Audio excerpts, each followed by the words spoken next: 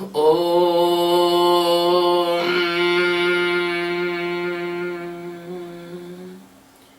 ब्रह्मानन्दं परमसुखदं केवलं ज्ञानमूर्तिं द्वन्द्वातीतं त्रिगुणरहितं तस्यमस्यादिलक्ष्यम् एकं नित्यं विमलमचलं सर्वधी साक्षीभूतं भावातीतं गगनसदृशं सद्गुरुं तं नमामि। ॐ गुरु ब्रह्मा गुरु विष्णु गुरुदेवो महेश्वरः गुरु साक्षात् परब्रह्म तस्मै श्री गुरुवे नमः।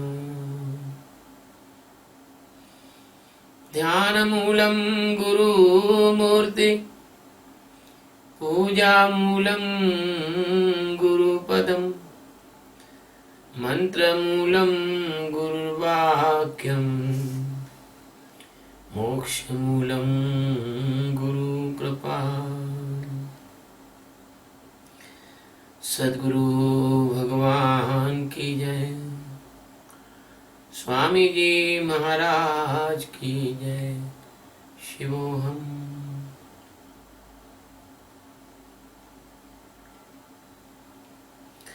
भगवान गुरु महाराज के चरणों की कृपा से श्रीमद् भगवद गीता के 10वें अध्याय का यह 32वां श्लोक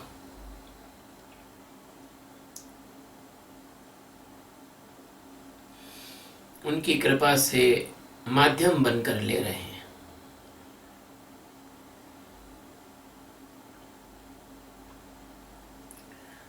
सर्गाणा मदिरन्तश्च मध्यं चैवाहमर्जुन आध्यात्मविद्या विद्यानां बाधः प्रवदतामहम्।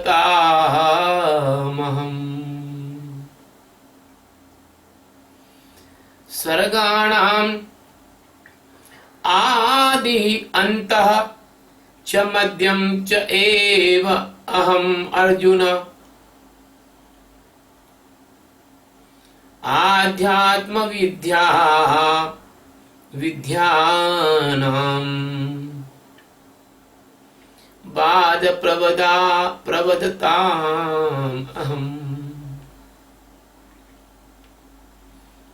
अर्जुन यानी है अर्जुन, सर्गाणाम यानी सृष्टियों का, आदि यानी प्रारंभ, च यानी और, अंत यानी अंत, च यानी तथा, मध्यम यानी मध्य, अहम यानी मैं, एव यानी ही, अहम यानी मैं, विद्यानाम यानी विद्याओं में, आत्म विद्या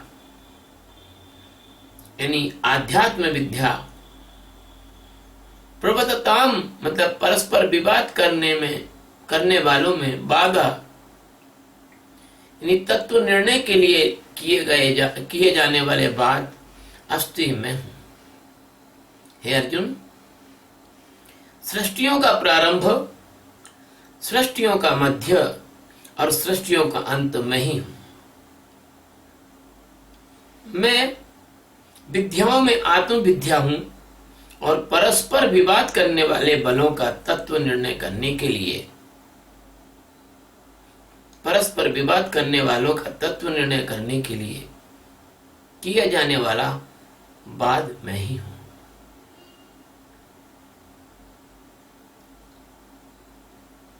सच्चिदानंद परमात्मा जो अनंत अनंत कोटि ब्रह्मांडों के और अनंत अनंत कोटि आकाश गंगाओं के एकमात्र आधार और अधिष्ठान है, जो बात अपन श्लोक में कहते हैं वो बात आज भगवान ने कह दी है।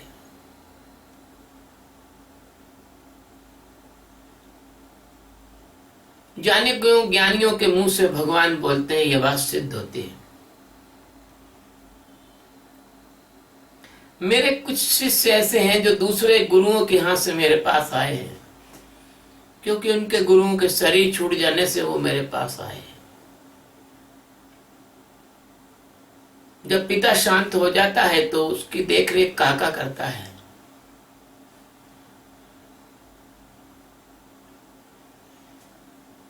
वो शिष्य, जब मैं उनसे सत्संग की कोई बात कहता हूं तो वो कहते हैं नहीं, ये बात हमारे गुरु महाराज भी कहा करते थे। और बहुत सारी समानता मेरी वाणी में और उनके गुरु की वाणी में मिलती है, और क्यों ना मिलेगी। ज्ञान एक है, सत्य एक है, परमात्मा एक है। कोई भी ब्रह्म में जागा हुआ पुरुष, बात कहने की ढंग भले अलग हो लेकिन बात एक ही कहेगा। एक संत हुए, वो बड़ा उदाहरण दिया करते थे H2O पानी का, कि पानी कहीं से भी उठाया जाए उसका संगठन H2O ही रहेगा, चाहे वो अमेरिका, इंग्लैंड, ब्रिटेन, स्विट्जरलैंड कहीं से भी ले जाए। पोखर का, तालाब का, वर्षा का, कहीं का भी पानी लाया जाए। भगवान कहते हैं कि हे अर्जुन, ये सृष्टियों का जो प्रारंभ होता है वो मैं हूं।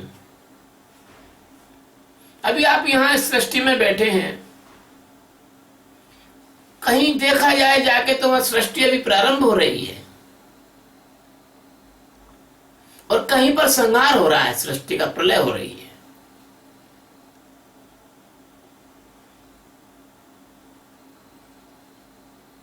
ये प्रकृति बड़ी अलग अलग ढंग की होती है।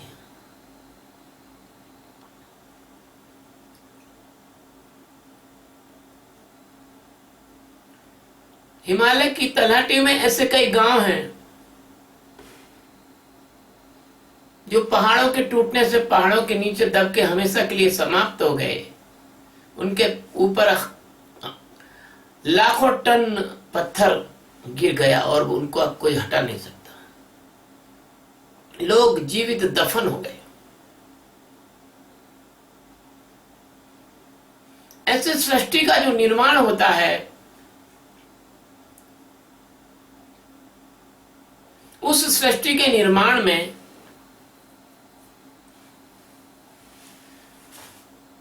परमात्मा उसका साक्षी है।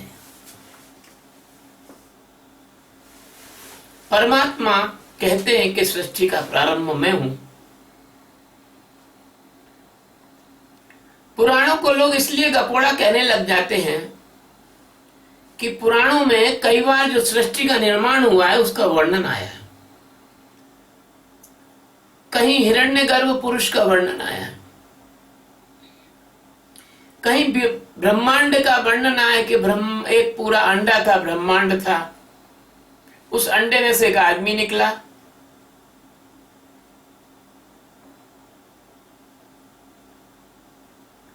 उसको प्रथम पुरुष कहा गया।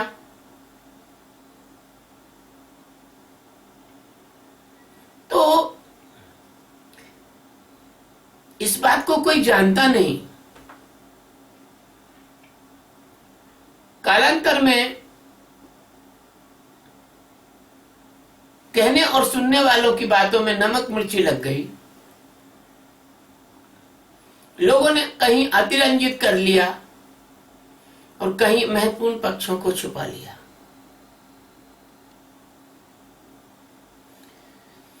सृष्टि का निर्माण चाहे जैसा हुआ हो, भले अंग्रेज कहते हो कि बिग बैंग से हुआ है, भले वैज्ञानिक कहते हैं कि तारा जो मर जाता है उसके अवशेष जब संघनित होते हैं तो एक नए तारे का जन्म होता है, और उस तारे के टुकड़े टूटते हैं तो आसपास के ग्रह और उपग्रह बनते हैं। ये उनकी हाइपोथेसिस है, वो उनकी कल्पना है। लेकिन सृष्टि का निर्माण भले ही कैसे हुआ हो, उसकी प्रक्रिया भले कुछ भी रही हो, लेकिन एक बात तो बिल्कुल तय है, क्योंकि क्योंकि ब्रह्म ज्ञानी संत को मालूम है कि ब्रह्म होता है, ब्रह्म का क्या स्वरूप है, ब्रह्म में कैसे जागते हैं, ब्रह्म जब में जाग जाते तो कैसा होता है। इसलिए एक बात निश्चित है कि जो परमात्मा सच्चिदानंद है वो सृष्टियों के निर्माण में भले ही भाग न लेता हो, उसकी प्रकृति, उसकी योग माया सृष्टियों का निर्माण करती है, लेकिन वो उसके पहले भी था, बाद में भी है और अंत में भी होगा। यानी परमात्मा सच्चिदानंद की मौजूदगी सृष्टि के निर्माण को आधार देती है। जैसे कोई आदमी मकान बनवाता है, वो अपना मकान ठेके को में देता है, ठेकेदार उस मकान को बनाता है, लेकिन वो मकान बनवाने वाला जो मालिक होता है उसकी मौजूदगी के कारण ही मकान बनता है। ऐसे सृष्टि का जो निर्माण होता है वो सच्चिदानंद परमात्मा के होने से होता है और वही विष्णु के रूप में रूपांतरित होता है, फिर वही ब्रह्मा बनता है, फिर वही महेश बनता है, वही सब प्रकार से मनु बनता है, मनुष्यों का निर्माण होता है, पशुओं का निर्माण होता है, पक्षियों का निर्माण होता है। आप कह ले, भले डार्विन की थ्योरी कह लें, एवोल्यूशन की, विकासवाद की थ्योरी कह लें, लल का एवोल्यूशन कह दें, water is the cradle of the life कह दें, कुछ भी कह दें, लेकिन आपको एग्जैक्ट मालूम नहीं है, आपको ठीक से मालूम नहीं है। अरे अभी तो हम हड़प्पा और मोहनजोदड़ो की संस्कृति के बारे में पूरा नहीं जानते हो। हाँ? अभी तो तुम कृष्ण भगवान की द्वारका के बारे में पूरा नहीं जानते हो, जिनको गए अभी 5,500 साल ही हुए हैं। अभी तो तुम राम के बारे में पूरा नहीं जानते हो, हैं? जिनको गए हुए लोग कहते हैं कि 21 लाख वर्ष हुए हैं, 24 लाख वर्ष हुए हैं, ज्यादा हुए हैं। जबकि अभी तुम तो राम के बारे में भी कई लोग भ्रमित हो जाते हैं। हमारे भारत में एक बेवकूफ आदमी है, बेवकूफ इसलिए कहूंगा, उसने कह दिया कि राम हुए ही नहीं। जैसे उल्लुओं ने घोषणा कर दी कि सूरज हुआ ही नहीं। अरे राम के प्रमाण हैं, अभी तो तुम राम के होने को ही शंकास्पद देखते हो और दूसरे जो लोग हैं उनके तलवे चाटने के लिए, उनकी मन को अच्छी लगे ऐसी बात अपने धर्म के विरुद्ध कहना चाहते हो। अभी तुम जब इतना ही नहीं जानते हो तो सृष्टि का प्रारंभ में किस प्रकार की घटनाएं हुई हैं और सृष्टि कैसे प्रारंभ हुई है, उसको, उसके पुराणों के रहस्य को कैसे जानोगे। मेरे जीवन का समय थोड़ा कम है, मैं गीता और भागवत ही कर पाऊंगा, कह पाऊंगा इस परिप्रवचन पूरे। मेरे पास पुराणों की व्याख्या करने का समय नहीं है, परंतु मैं इतना जरूर कहूंगा कि पुराणों की कथाओं में जो रहस्य है उनको आज तक कोई समझ नहीं पाया है। वो कथा नहीं है, वो कथा के माध्यम से पहेलियां हैं। उन कथा के माध्यम से आध्यात्म के गुण तत्वों का संकेत है। जैसे गीता के बारे में मैं आपको समझा रहा हूं, कोई और सदगुरु आएगा वो बताएगा, लेकिन इतना अवश्य समझिए कि सृष्टियों का जो आरंभ हुआ है वो सच्चिदानंद परमात्मा की मौजूदगी इसमें हुआ है। वो उसके कार्य नहीं है, लेकिन कारण भी नहीं है, लेकिन कार्य कारण से परे महाकारण है। इसलिए भगवान का यह कहना कि मैं सृष्टियों के आरंभ में मैं हूं, बिल्कुल सत्य है। जैसे मैंने कहा कि उनके होने से जगत है, क्योंकि वो सबके आधार हैं, सबके अधिष्ठान हैं, वो सबके धारण करता है।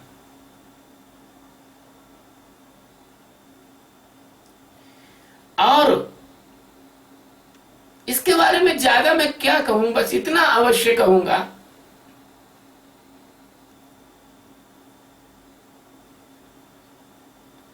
कि परमात्मा यदि न होता तो कभी किसी को ब्रह्म ज्ञान भी न होता। हमारे ऋषि मुनियों को आत्मज्ञान हुआ है, इस बात का परिचय है कि परमात्मा है। अगर परमात्मा न होता तो मन बुद्धि चित्त अहंकार से हटकर कोई व्यक्ति जी नहीं सकता था। इसलिए परमात्मा के होने से सब कुछ का होना है, लेकिन सब कुछ के होने से परमात्मा का होना नहीं है। भगवान सृष्टियों का प्रारंभ है, क्योंकि समस्त सृष्टियां, कोई एक तुम्हारी पृथ्वी की सृष्टि नहीं है। इस आकाश गंगा में कम से कम 10 लाख सृष्टियां हैं। इस आकाश गंगा में कम से कम 10 लाख सृष्टियां हैं। यहां 10 लाख स्थानों पर जीवन है कम से कम, और अन्य अन्य आकाश गंगाएं तो उस आकाश गंगा से भी बड़ी हैं। ये समस्त 10 लाख सृष्टियों के और अन्य आकाश गंगाओं के स्वामी एक ही हैं, वह है सच्चिदानंद परमात्मा। अब आप सोचो कि आपके 800 ग्राम के दिमाग से क्या सोच सकते हो, क्या जान सकते हो। एक छोटी सी बात मुझे याद आई। एक बार एक तालाब के किनारे एक मेंढक और मेंढकी रहा करते थे। संयोग से जो मेंढक है वो वहीं था और मेंढकी कहीं दूर तैरती हुई निकल गई कीड़े मकोड़े खाने को।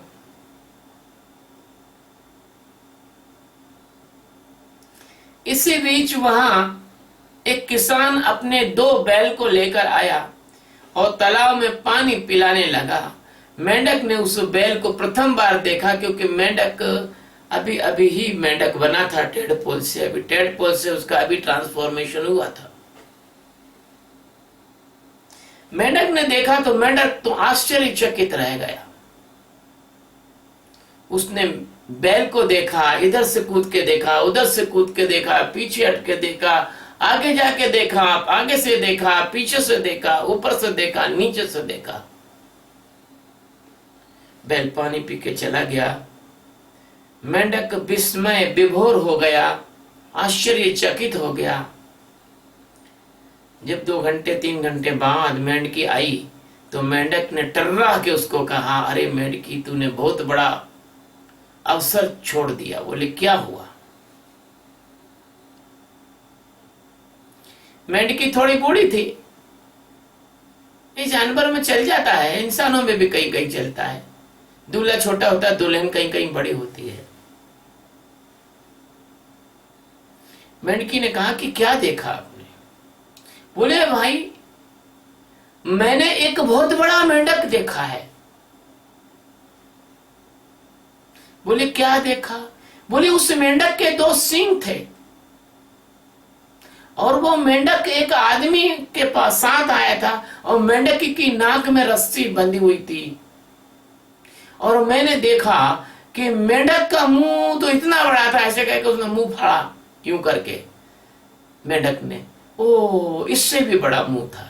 तो कितना बड़ा था? मेंढकी ने पूछा। और बहुत बड़ा था, इससे भी बड़ा था। और बोलो, वो मेंढक पानी पी रहा था।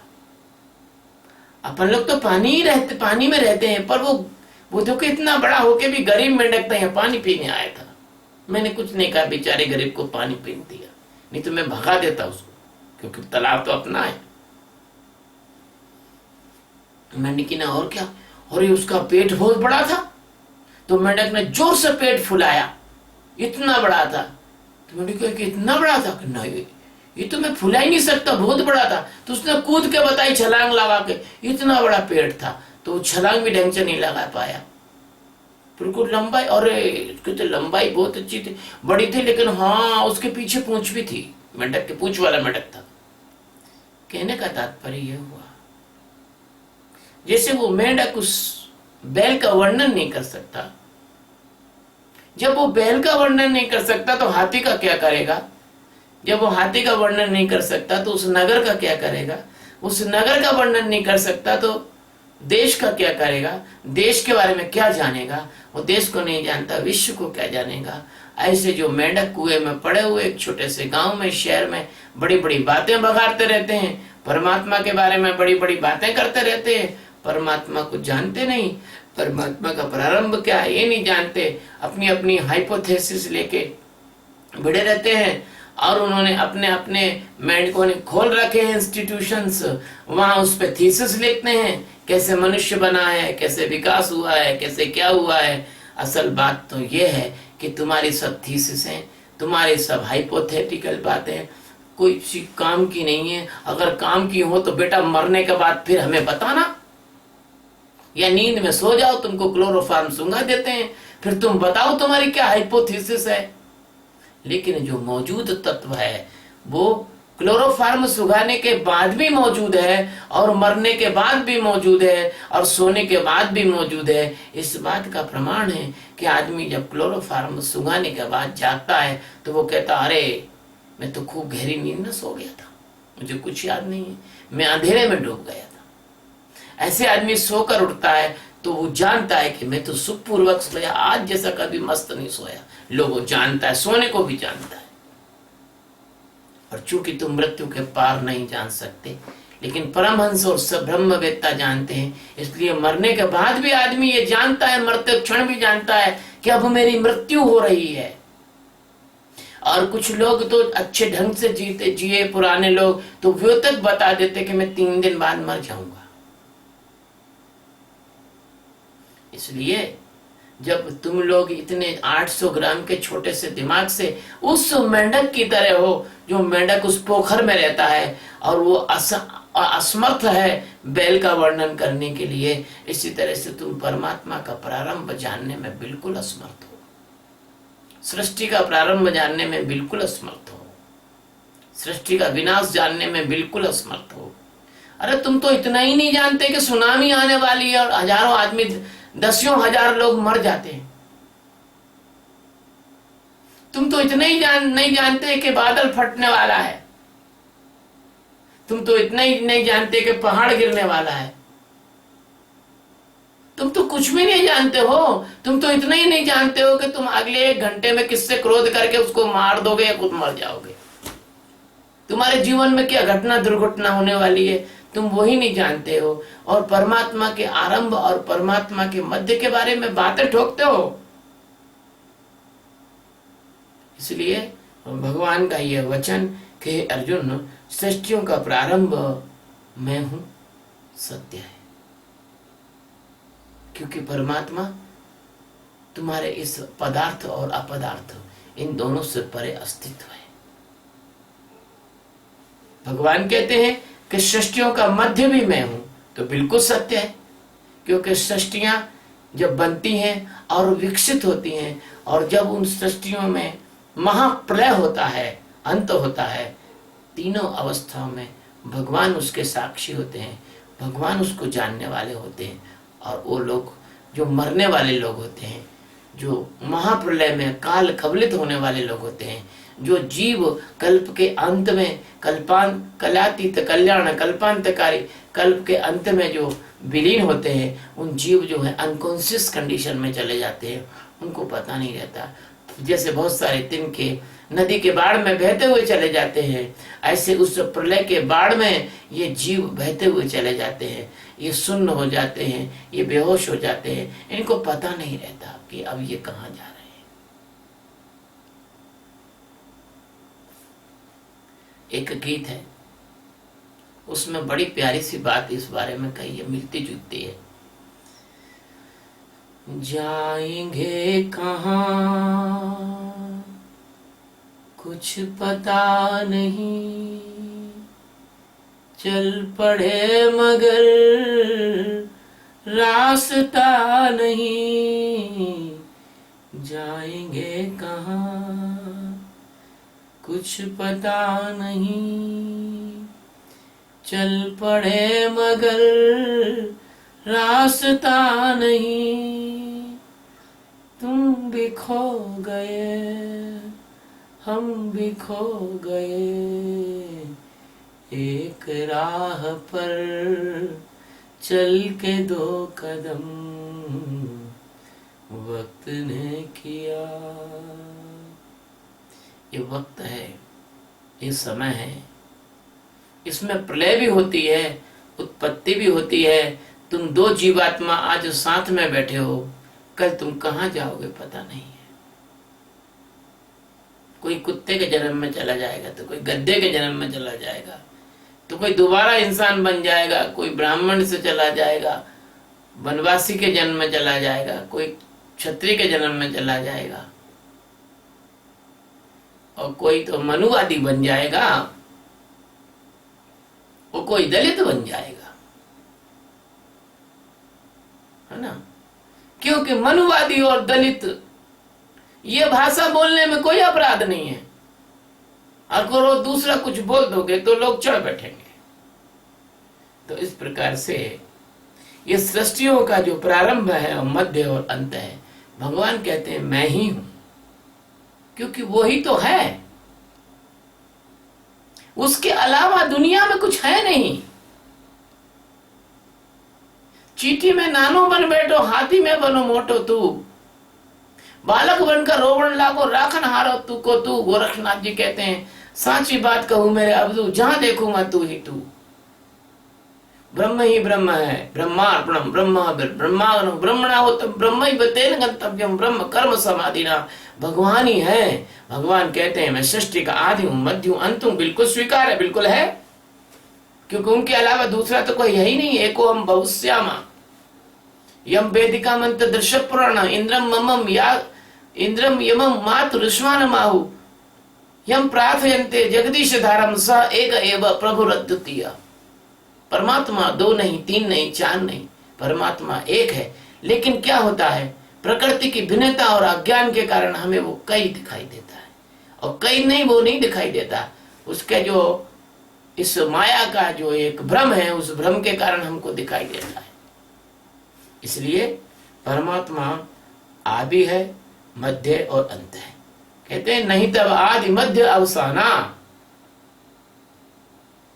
परमात्मा का आदि मध्य और अंत नहीं है, सृष्टियों का आदि मध्य और अंत है। और चूंकि सृष्टियों का आदि मध्य और अंत है, चूंकि सृष्टियां उसी में हैं और उसी में विलीन होती हैं, इसलिए वही है। उसके रोम रोम में कोटि कोटि ब्रह्मांडों का निवास है। न जाने कहीं उत्पत्ति हो रही है, कहीं विनाश हो रहा है, कहीं मध्य है, कहीं अंत है, हा? कहीं जश्न है शादी का और कहीं मातम है मौत का, और कहीं ढोल बज रहे हैं जन्म के, जन्मदिन मनाया जा रहा है। वह तेरी लीला गजब है करता, समझ ना आए माया तेरी बदले रंग हजार। है? कहीं तारे टूट रहे हैं और चूर चूर हो रहे हैं, लाल भामन तारा बन रहे हैं, कहीं बादलों से फिर तारे बन रहे हैं।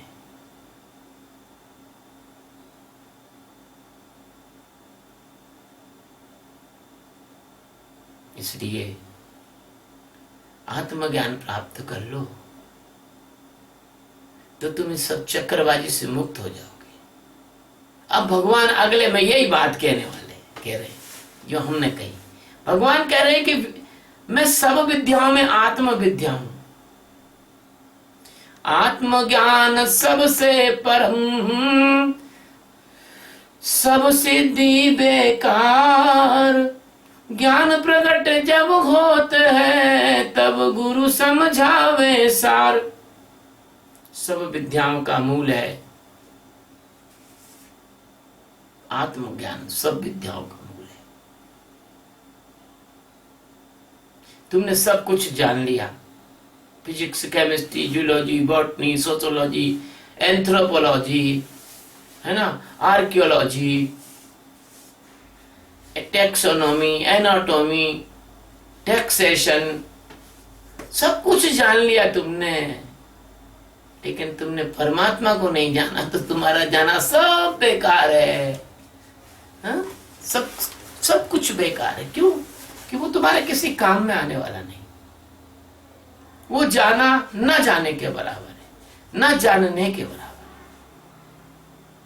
है। इसको जान लिया, सब जान लिया। अरे मित्रों, कबीर कौन से विश्वविद्यालय में जाके पीएचडी करके आया था, लेकिन कबीर ने परमात्मा तत्व को जान लिया। कबीर ब्रह्मवेत्ता हो गए। आज उनके नाम पर लोग पीएचडी कर रहे हैं, रोटी दाल खा रहे हैं। उस पीएचडी करके कॉलेज में नौकरी मिल जाती है उनको, नहीं तो कोई पीएचडी करे नहीं। अगर पीएचडी करने से कॉलेज में नौकरी ना मिलती हो तो कोई आदमी भूल के पीएचडी नहीं करेगा, क्योंकि उसके पीछे एक डॉक्टरेट का पुंछल्ला जो लग जाता है। उससे चिल्ली हो गया बीमार। अब बीमार हुआ तो नया शहर था, नए शहर में कहीं गया, वहां हो गया बीमार। अब वो बीमार हुआ तो उसने सोचा चलो किसी डॉक्टर को दिखाएं। तो एक जगह नेम प्लेट लिखी थी डॉक्टर BL हड़ा। ने कहा यार ये ठीक है। उसने घंटी बजाई, मेरे डॉक्टर साहब हैं। तो उनकी पत्नी कहा हाँ है, नहा रहे हैं, अभी आते हैं, बैठ जाओ। बैठा दिया ड्राइंग रूम में। सेठ जी ने देखा ड्राइंग रूम में कैलेंडर टंगे हुए थे, स्केलेटन के हड्डे फड्डे लोग, मनुष्यों के हड्डों के कैलेंडर टंगे हुए थे। सेठ चिल्ली को पक्का विश्वास हो गया ये डॉक्टर है। आधा घंटा बाद डॉक्टर साहब नहा धो के बढ़िया तेल फुलेल इत्र लगा के टाई वाई पहन के कोट पहन के पैंट पहन के डॉक्टर साहब आ गए। सेठ चिल्ली खड़ा हो गया सम्मान में, प्रणाम डॉक्टर साहब। बोले प्रणाम, कहिए क्या कर सकता हूँ। बोले साहब मैं फलाने रतनगढ़ का हूँ और यहाँ भानगढ़ में आ गया हूँ और गलती से मैं बीमार हो गया, मुझे बुखार आ गया है और थोड़ी थोड़ी सी उबके भी आ रहे हैं और मेरे पेट में घुड़ुर घुड़ुर हो रही है, तो आपके पास इलाज कराने आया हूँ। उसने कहा भैया मैं डॉक्टर तो हूँ, लेकिन तो सेठ जी ने बोलने का मौका नहीं दिया। लेकिन का क्या मतलब होता है, इलाज करो मेरा। लेकिन फेकिन क्या है। सेठ चिल्ली राजस्थानी आदमी था, गुस्से में आ गया। डॉक्टर साहब ने कहा भी बात तो सुनो। अरे बात क्या सुनो यार, आधे घंटे से बैठा हुआ हूं, पेट में गुड़ुर गुड़ुर हो रही है, यहाँ कोई सुविधा व्यवस्था भी नहीं है। डॉक्टर साहब ने कहा मेरी बात तो सुनो। अरे बात सुनो, नहीं गोली पहले दो मेरे को पेट में गड़बड़ी की रोकने की। डॉक्टर ने कहा भैया मेरी बात सुन ले, मेरे बाप मैं वो डॉक्टर नहीं हूं जो तू समझ रहा है। तो शेख चिल्ली और गुस्सा हो गया कि कौन से डॉक्टर हो तुम, वो डॉक्टर नहीं हो तो कौन से डॉक्टर हो। ये डॉक्टर काहे को लिखा है, लोगों को बेवकूफ क्यों बना रहे हो। चलो पुलिस में रिपोर्ट करता हूँ, नकली आदमी हो, डॉक्टर लिख रखी है बाहर, लोगों को भ्रमित करते हो। उसने कहा महाराज पुलिस मेरा कुछ नहीं बिगाड़ेगी, मैं डॉक्टर तो असली हूँ, लेकिन तो असली हो तो फिर वो डॉक्टर क्यों लिखा हुआ है, फिर इलाज क्यों नहीं करते हो। उन्होंने कहा महाराज मैं वो डॉक्टर नहीं हूं, मैं कॉलेज में पढ़ाता हूं, मैं जूलॉजी का डॉक्टर हूं, जंतु विज्ञान का। शेख चिल्ली थोड़ा पढ़ा लिखा होगा, 10वीं 9वीं, वो समझ गया जूलॉजी यानी क्या होती है। और बोले यार बड़ी भूल हो गई, अब मैं क्या करूं। तो डॉक्टर साहब बोले क्या करूं, मैं इतना कर सकता हूं कि तुम्हें मेरे स्कूटर पर बिठा के रास्ते में एक डॉक्टर के क्लिनिक में छोड़ दूंगा। शेख चिल्ली ने कहा वो तो सब ठीक है छोड़ दो, लेकिन यार ये डॉक्टर का अभी भी मुझे समझ में नहीं आया, बोर्ड हटा लो, मेरे जैसा और कोई भ्रमित ना हो जाए। ऐसे तुम बड़ी बड़ी विद्याओं के बोर्ड लगाए फिरते हो। कोई बोर्ड लगाता है त्रिकालदर्शी ज्योतिषाचार्य। कोटा में एक मित्र को एक ज्योतिषी ने हाथ देखने में 100 रुपए ले लिए, बहुत पुरानी बात है, 1900 शायद 80 की बात रही होगी। अब वो मित्र मेरे भोले थे और मैं उनका मित्र था, तो मेरा कोटा उस समय आगमन हुआ। तो उन्होंने कहा देखो मेरे से एक ज्योतिषी ने कहा है कि मैं डॉक्टर तो नहीं बन पाऊंगा, लेकिन वो ज्योतिषी का कहना है मैं IAS ऑफिसर बन जाऊंगा। तो मैंने कहा यार ऐसा कौन सा महापुरुष ज्योतिषी जरा मुझे दिखाओ कि तुम PMT में पास नहीं हो पाओगे, लेकिन IAS की परीक्षा में पास कैसे हो जाओगे, क्योंकि PMT की परीक्षा से तो IAS की परीक्षा बहुत टफ होती है। उन्होंने चलो, तो मैं गया वहां कोटा में दादावाड़ी में, वहां एक ज्योतिषी ने बहुत बड़ा बोर्ड लगाया 3x6 का, उसमें लिखा था पंडित फलाने शंकर ज्योतिषाचार्य त्रिकालदर्शी महापंडित। मैंने कहा ठीक है। मैं उसको लेके गया अंदर, मैंने जोशी है घंटी बजाई, तो जैसे ही घंटी बजाई तो उनके माता जी ने दरवाजा खोला, उनके हाथ में प्लास्टर बंधा हुआ था। मैंने कहा महाराज जी आपके ज्योतिषाचार्य को भेजा। मैंने कहा महाराज आप ज्योतिष जानते हो? बोला हाँ। त्रिकालदर्शी? बोले है। तो ये आपकी माता जी का पट्टा हाथ टूटने वाला था, आपको मालूम था क्या? बोले यार ये तो नहीं मालूम था। मैंने कहा अच्छा मेरे बारे में बता दीजिए कि मेरा क्या होने वाला है, मैं कौन हूं? बोले 100 रुपए दीजिए। मैंने कहा अच्छा। मैंने कहा जोशी जी मैं जो है आपकी पुलिस में FIR दर्ज कराने जा रहा हूं। बोले क्यों? मैंने आप बच्चों को मूर्ख बना के 100 रुपए आप लेते हो आप, और आप जो है इस प्रकार से लोगों को यहाँ ठग रहे हो। उसके तो पैर के नीचे से जमीन खिसक गई। कहने का तात्पर्य यह है कि यहाँ ब्रह्म विद्या नहीं जानते, लेकिन वो ब्रह्म विद्या के ब्रह्म ज्ञानी लिख देंगे, मतलब लिख देंगे, परिव्राजिकाचार्य लिख देंगे, ज्योतिषाचार्य लिख देंगे, आचार्य लिख देंगे, है ना, तमाम प्रकार के दंड कमंडल के बारे में लिख देंगे, लेकिन विद्या तो जानते ही नहीं है। वो जूलॉजी के डॉक्टर हैं, वो ओरिजिनल डॉक्टर नहीं है, ब्रह्म विद्या नहीं जानते हैं। और ब्रह्म विद्या दुनिया की सबसे बड़ी विद्या है। ब्रह्म विद्या ही वह विद्या है जो जीव को ब्रह्म बनाती है। ब्रह्म विद्या ही वह विद्या है जो जीव से शिव में रूपांतरित करती है, जो मृत्यु धर्मा शरीर में रहने वाले जीव को अमरता में खड़ा करती है। ऐसे कई लोग आपको मिल जाएंगे जो कहीं कुंडली जगा रहे हैं, तो कहीं हठ योग सिखा रहे हैं, तो कहीं समाधि सिखा रहे हैं, कहीं राजयोग सिखा रहे हैं, कहीं सहज योग सिखा रहे हैं। मैं कितने उदाहरण आपको दूं। कोई शिव योग सिखा रहा है, कोई वैष्णवी विद्या सिखा रहा है। और वैष्णव देवी मशहूर हो गई, उन्होंने वैष्णवी ढाबा, वैष्णवी होटल, वैष्णवी फलाना है। जो मशहूर हो जाता है उसके नाम की आड़ लेके धंधा करने लग जाते। अब कुंडली का शब्द मशहूर हो गया तो विदेशों में कुंडली जागरण के बड़े बड़े संस्थान खोल लिए और बकायदा सर्टिफिकेट बना के देते हैं। एक बेल्जियम में महिला थी, वो मेरी फेसबुक पे मित्र बनी, तो वो साहब वहां पर कुंडली जागरण का अमेरिका से कोर्स करके आई थी, और उसका इतना बड़ा घमंड, बोले मैं तो $1500 में कोर्स करके आई हूं फीस में, यानी 80,000 में। तो कहने का तात्पर्य ये, यहाँ तो 80 रुपया नहीं ले रहे तो तुमको ब्रह्म ज्ञान सिखा रहे हैं। हाँ? तो भैया ये जो है ब्रह्म विद्या जो है ना, सभी विद्याओं का बादशाह है, विद्याओं का राजा है। आप सब कुछ विद्या जान लो, 64 कला आप जान लो, लेकिन अगर आपने ब्रह्म विद्या नहीं जानी तो सब जाना बेकार है, आपका सब जानना बेकार है। अब भगवान आगे कहते हैं कि परस्पर विवाद करने वालों का तत्व निर्णय किए जाने वाला वाद हूं। अब परस्पर खूब विवाद करो,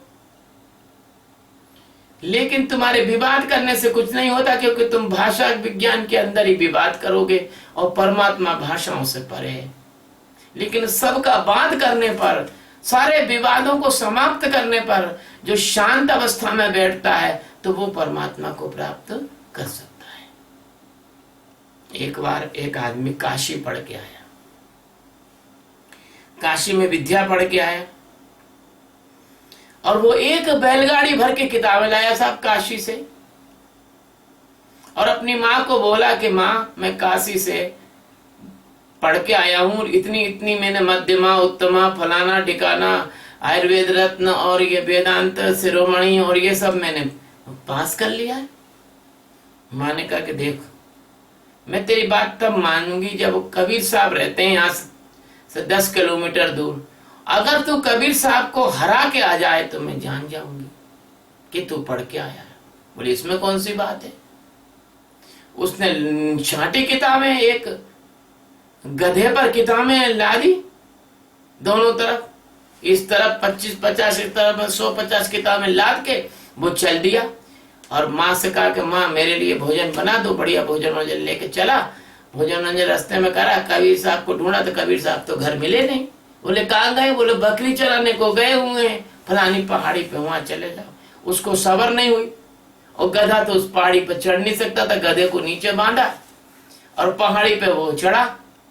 और जाके कबीर साहब से कहा, कबीर साहब मेरी माँ को खुश करना है मुझे, और दूसरी बात है कि मैं आपसे बात विवाद करने आया हूँ, आपको हरा के जाऊंगा, मैं काशी पढ़ के आया हूँ और आप वहां अंगूठा टेका, आप कुछ जानते नहीं। तो कबीर साहब ने कहा कि ठीक है, अपन दोनों यहाँ पर हैं, लेकिन बात विवाद का निर्णय कौन करेगा कि कौन हारा कौन जीता? तो उसने कहा कि कौन करेगा? नजर दौड़ाई तो एक आदमी बकरियां चरा रहा था थोड़ी दूर पर आगे। तो उन्होंने कहा भैया आप हमारे वाद विवाद का निर्णय कर सकते हो क्या? तो उसने कहा हमको तो फालतू टाइम है ही, हम तो टाइम पास कर रहे हैं, चलो यही कर देंगे। तो वो जो है न्यायाधीश बन के बैठ गया। तो कबीरदास जी ने बोला भाई अब तुम शुरू करो, तुम क्या बोलना क्या पूछना है तुम शुरू करो।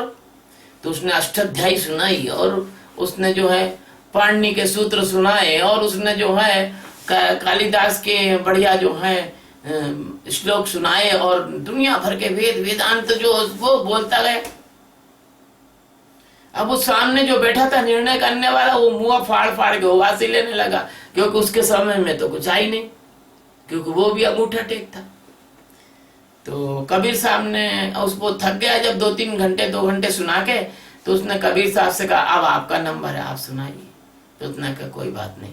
तो उसने उससे कहा भैया आपका झोपड़ी कहाँ है? बोले बगल में ही है, थोड़ी दूर पर है। बोले एक काम करो आपकी ढोलक ले आओ। तो वो ढोलक ले आए। तो कबीर साहब ने ढोलक बजाई फर्स्ट क्लास, और एक भजन गा दिया। और भजन कैसा था?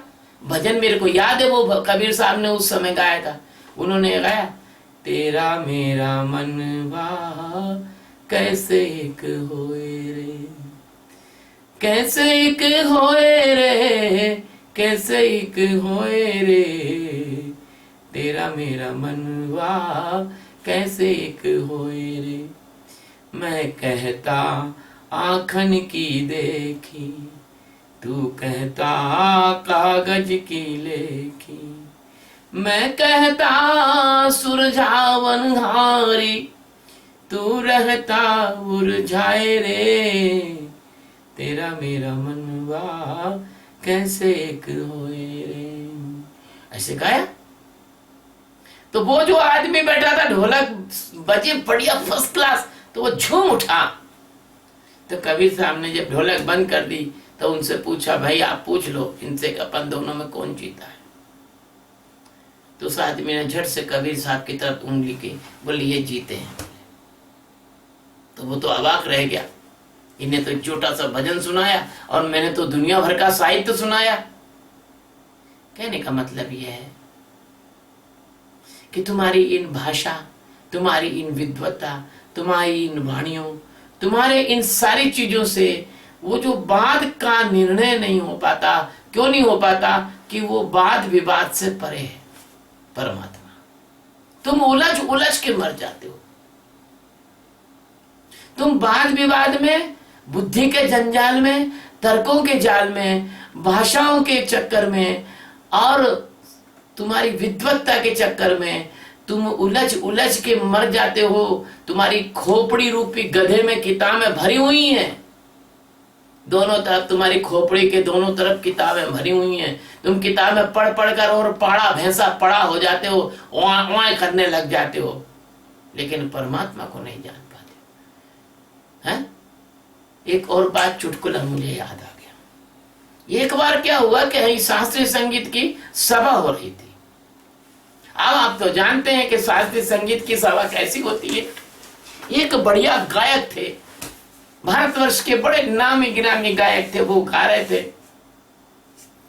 गीत गा रहे थे। वो कैसा गा रहे थे? जो भाजे गुरु को सदा सो ही परम पद पाएगा। ऐसे गा रहे रात। अब एक आदमी बैठा हुआ, वो सुना सुना और आधे घंटे बाद वो रोने लगा, रोता रहा रोता रहा। उन्होंने कहा भैया यही संगीत का मर्मज्ञ है खास। जब गायन वादन खत्म हुआ रात को 4-3 साढ़े 3 बजे वो उठकर आए स्वयं और अपना दुशाला उसको उड़ा के कहते हैं धन्य हैं आप जैसा मर्मज्ञ मैंने जीवन में नहीं देखा संगीत का। आप इतना रो रहे थे, इतना आनंदित हो रहे थे। बोलो भैया मुझे बहुत चिंता हो गई। तुमने पूछा क्या चिंता हो गई बताओ। बोले मुझे चिंता ये हो गई कि जैसे तुम रो रहे थे रात भर करके, ऐसा जिस रात को मेरा बकरा मरा था पूरी रात भर ऐसे ही रोया था। मेरे को डर लग रहा है कहीं तुम आज मर ना जाओ।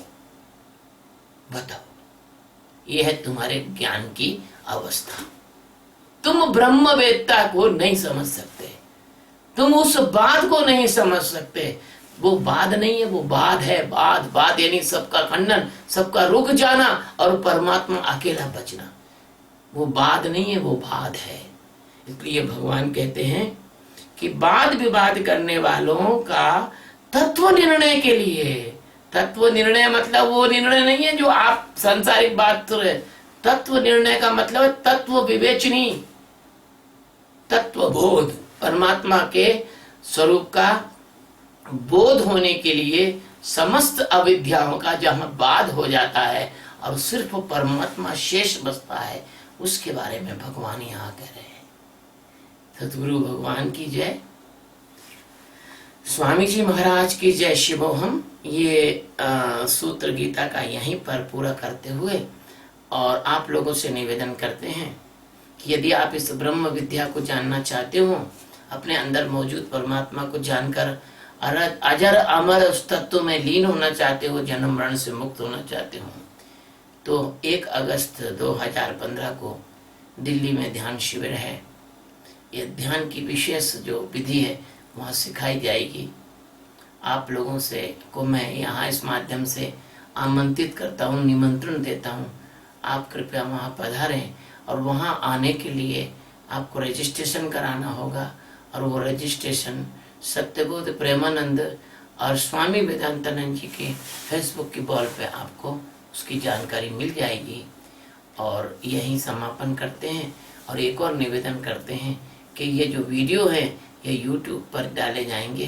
कृपया इन वीडियो का जो चैनल है वो स्वामी सच्चिदानंद परमहंस के नाम से, कृपया आप उसको देखें और उसको सब्सक्राइब करेंगे तो बड़ा अच्छा लगेगा। शिव।